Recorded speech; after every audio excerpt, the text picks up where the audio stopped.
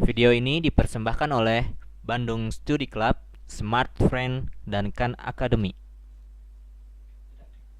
Oke, sekarang kita akan membahas tentang perubahan wujud yang terdapat pada partikel-partikel yang ada di uh, bumi ini misalnya. Nah, kita secara umum mengetahui bahwa terdapat 3 wujud dalam suatu zat, yakni solid atau padatan, liquid atau cairan, dan gas, yakni gas. Nah, untuk suatu zat yang dapat menginterpretasikan atau merepresentasikan keadaan 3 ini, misalnya kita memiliki air.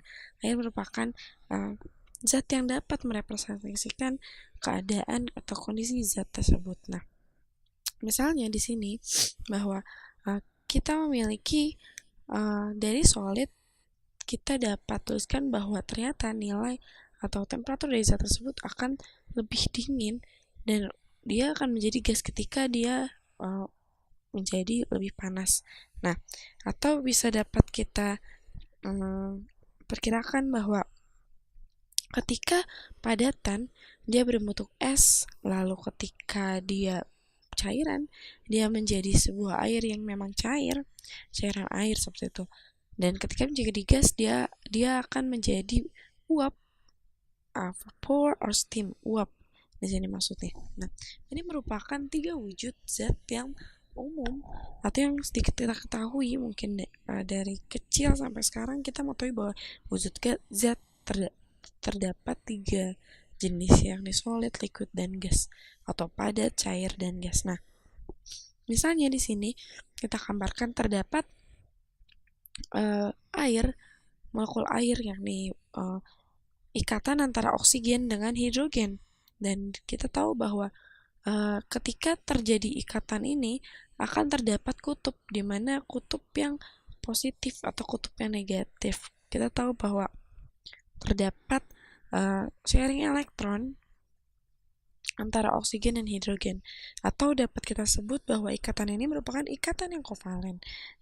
Dan kita tahu bahwa ketika oksigen berikatan dengan hidrogen, maka akan terdapat bagian atau sisi yang terdapat muatan negatif atau muatannya cenderung negatif, dan itu berada pada bagian di atom oksigen.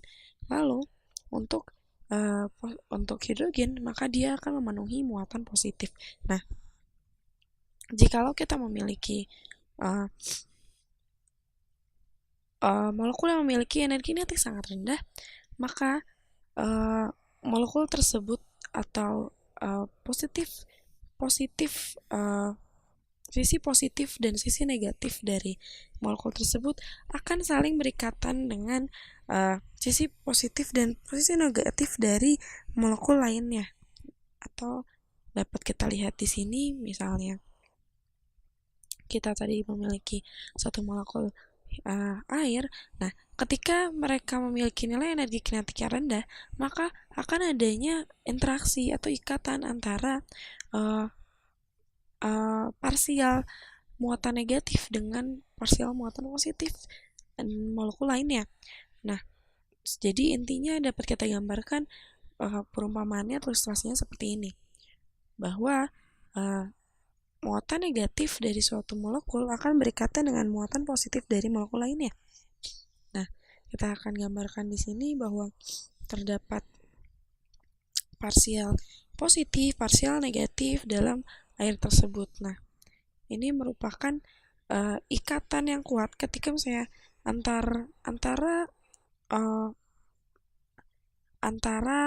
polar dan polarnya saling memiliki ikatan. Mereka artinya memiliki sebuah ikatan polar karena ikatan tersebut berasal dari adanya penggabungan antara polar suatu molekul di situ.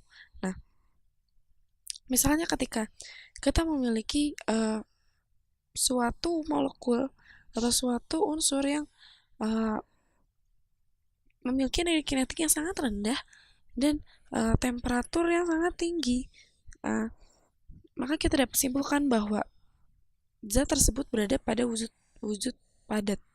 karena adanya ikatan antara molekulnya sangatlah kuat sehingga dia tidaklah bergerak bebas. Tiap molekulnya tidak akan bergerak bebas karena adanya ikatan dengan molekul lainnya, molekul air lainnya di dalam zat wujud tersebut.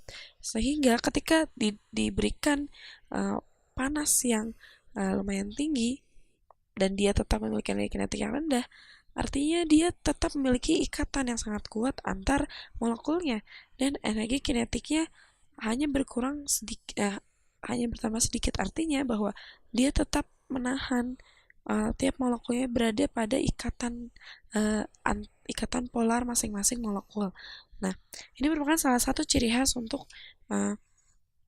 sebuah zat yang berwujud padat, di mana ikatan antar molekulnya akan sangat-sangat kuat atau nilai energi kinetiknya akan sangat rendah. Nah, lalu apa yang terjadi ketika pada suatu molekul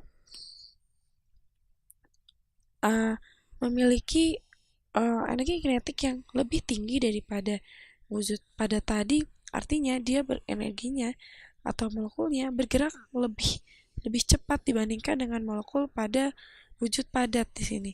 Nah, di sini kita namun di antara molekulnya tetap memiliki ikatan antara satu sama lain. Namun dapat terlihat bahwa pergerakannya lebih dinamis dibandingkan dengan wujud padat tadi.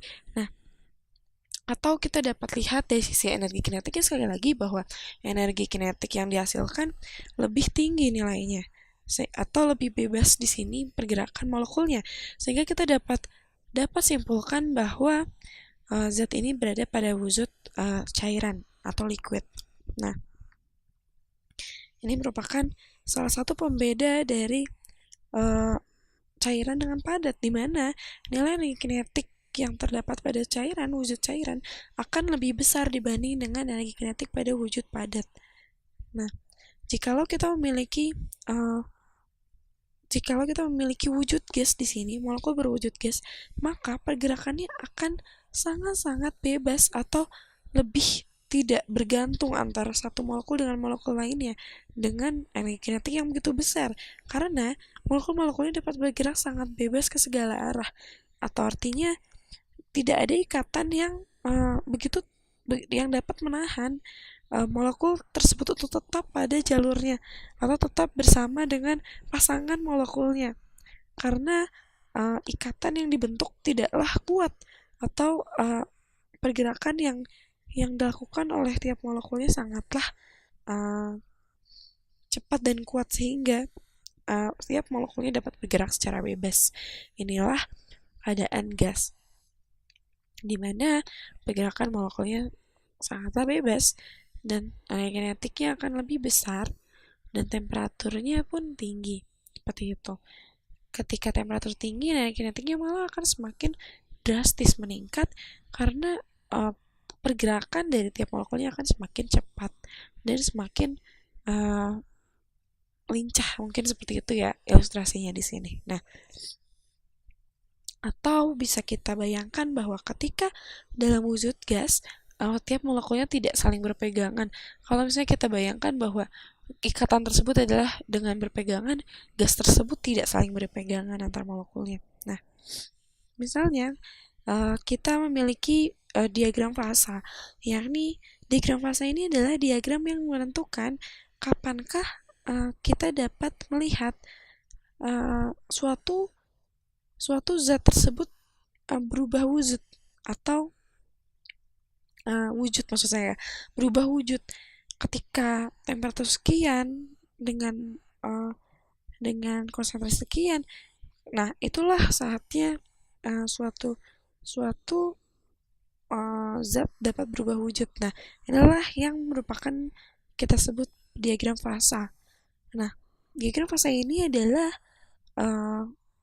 sumbu X-nya merepresentasikan nilai dari Q atau kalor yang diterima, atau bisa kita tuliskan sebagai delta H, yakni perubahan entalpi. Nah, jikalau kita mendengar kata entalpi atau perubahan entalpi, yang biasanya kita pikirkan di sini adalah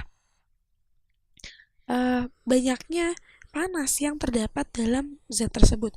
Atau jikalau kita berpikir tentang perubahan entalpi, maka berpikir pula lah terhadap perubahan kalor, perubahan panas yang didapatkan oleh suatu zat ketika terjadi suatu perubahan di sana. Nah, ada hubungan antara panas, entalpi, kinetik energi, dan potensi energi. Mereka memiliki hubungan yang sangat erat ketika kita berbicara empat aspek atau empat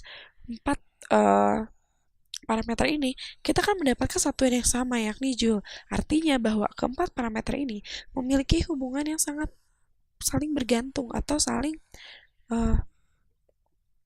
memiliki hubungan yang sangat dekat. Ketika kita berbicara tentang perubahan entalpi, kita berbicara tentang perubahan panas. Ketika kita berbicara tentang perubahan panas, kita berbicara tentang perubahan energi kinetik. Ketika kita berbicara tentang perubahan energi kinetik, kita berbicara pula tentang perubahan energi potensial. Seperti inilah hal yang sangat sederhana dari prinsip suatu zat yang memiliki keempat aspek tersebut tentunya. Ketika kita menilik keempat aspek tersebut maksudnya.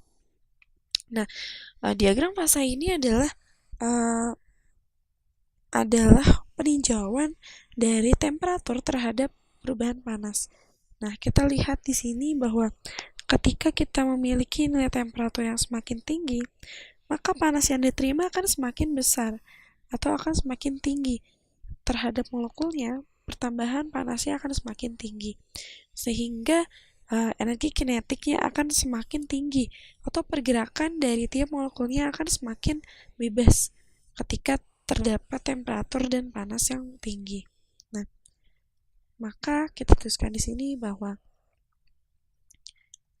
pada keadaan belum ada perubahan wujud zat dengan temperatur yang dari rendah semakin tinggi, maka ini merupakan wujud padat atau pada daerah tersebut adalah wujudnya masih padat. Dan kita kasih patokan di sini bahwa terdapat pada 0 derajat Celcius atau 273 Kelvin titik perbatasan untuk padat. Lalu pada temperatur sekian, maka sebuah es misalnya akan meleleh dan kita akan lihat bahwa ketika itu terdapat kenaikan temperatur untuk padatan es tersebut yang meleleh menjadi air. Adanya kenaikan temperatur dan tentunya kenaikan panas yang diterima oleh es tersebut, sehingga kita dapat lihat bahwa pada 0 derajat mulailah adanya pelelehan es, atau kita dapat sebut bahwa titik beku dari air merupakan pada 0 derajat, sehingga kita dapat lihat bahwa ketika kita tidak memberikan energi panas yang lebih, maka akan terdapat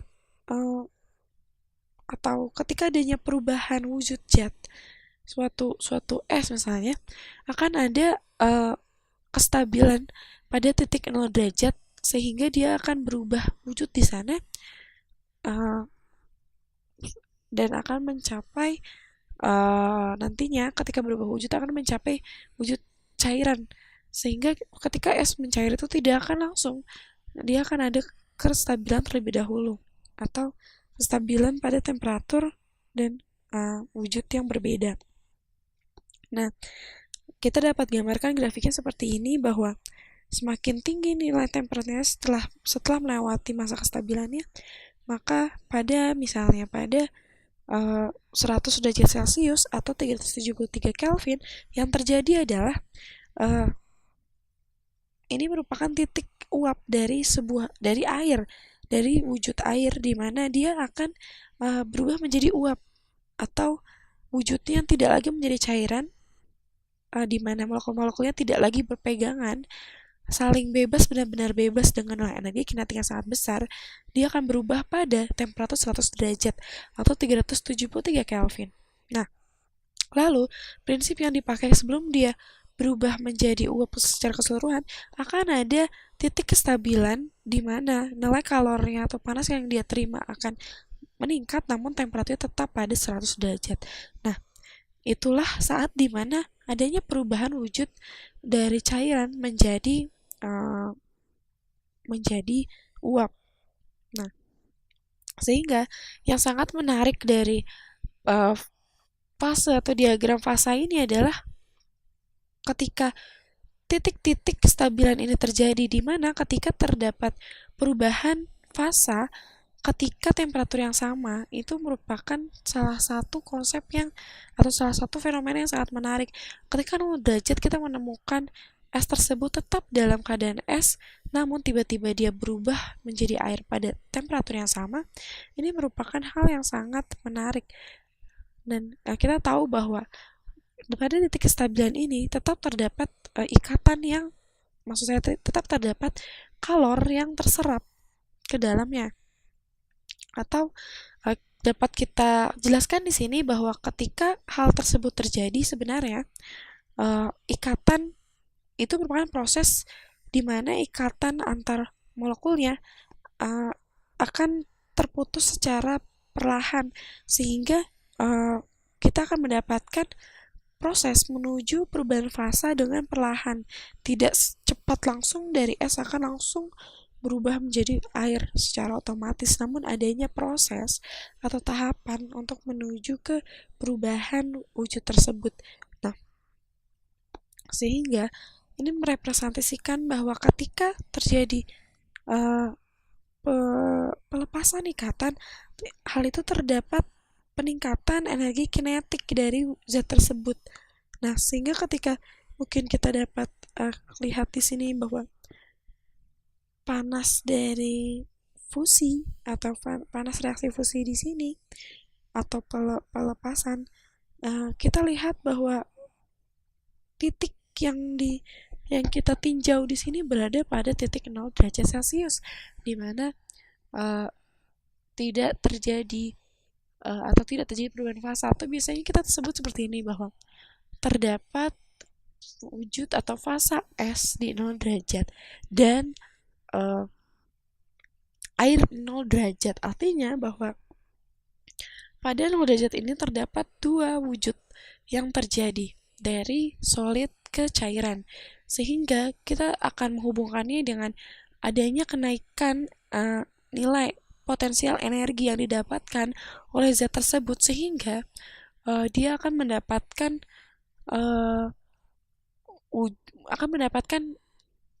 panas yang lebih meningkat dengan temperatur yang sama karena adanya perubahan potensial energi itu sendiri. Nah, ketika dia telah mencapai wujud cairan seutuhnya, artinya ikatannya telah sangat lemah, dia akan dengan kenaikan temperatur dia akan makin menambah nilai kalornya atau nilai perubahan panas yang ia terima. Artinya bahwa ketika itulah ikatannya akan semakin menipis atau melemah, dan pada akhirnya pada titik 100 derajat nanti akan tercapai titik jenuh maksimal. Mungkin dapat kita bayangkan seperti itu ya, dari tiap ikatannya, dan dia akan mengadakan atau dia akan mengalami proses seperti pada titik 0 derajat, di mana dia akan secara perlahan berubah wujudnya dari cair menjadi gas. Nah, untuk perubahan dari cair menjadi gas, dia akan mengalami proses yang lebih lama dibandingkan ketika perubahan padat menjadi cair. Karena ketika gas ini terjadi, bahwa gas memiliki prinsip atau sifat pergerakannya akan sangat bebas, di mana ikatan antar molekulnya akan lebih terbebas dan akan akan lepas dari blok-bloknya masing-masing. Mungkin dapat kita bayangkan seperti itu, sehingga tiap molekulnya akan bertumbukan satu sama lain, akan memiliki energi kinetik yang sangat-sangat tinggi, dan menyebabkan nilai energi potensial pun meninggi, dan nilai panas yang diterimanya pun akan meninggi. Itulah salah satu perubahan atau salah satu hal yang menarik dari perubahan fasa itu sendiri. Video ini dipersembahkan oleh Bandung Study Club, Smart Friend, dan Khan Academy.